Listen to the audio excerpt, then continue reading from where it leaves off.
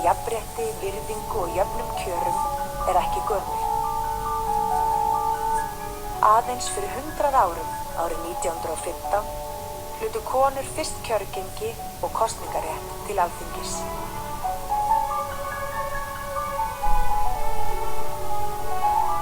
En þrátt fyrir nýfengin réttindi til þess að hafa áhrif á þjóðmál, var því áfram haldið að konum að þær væru óhæfar til opinberrar þátttöku og að hjónaband og barnauppeldi væri það lífsstarf sem þeim væri ætlað.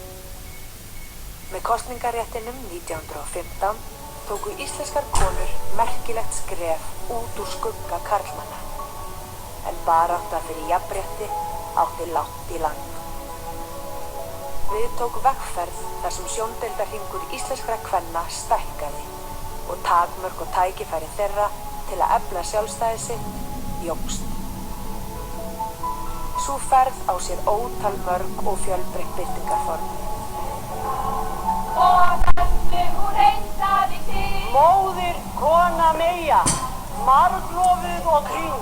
Þetta einnig þú vera stöndja við Við þá sögu koma borgarstúlkur, alþýðukonur, konur á peysufötum með skotthúfur, vinnukonur, kvenréttindakonur, menntakonur, kvenfélagskonur, íþróttakonur, íhaldsamar konur og róttækar, mæður, konur í þröngum pilsum og hippamussum, sveitastelpur og borgarpíur, lesbíur, rauðsokkur og fegurðardísir.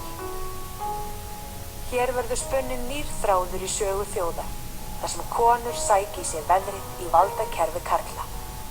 Í stjórnmálum, atvinnumálum, tækni, tísku, íþróttum, menningu og listum. Það var ekki að kjósa mig af því ég er kona. Það var að kjósa mig af því að ég er maður. Jafnréttisbarátta og þáttaka kvenna í íslensku samfélagi hefur orðið okkur öllum til góðs.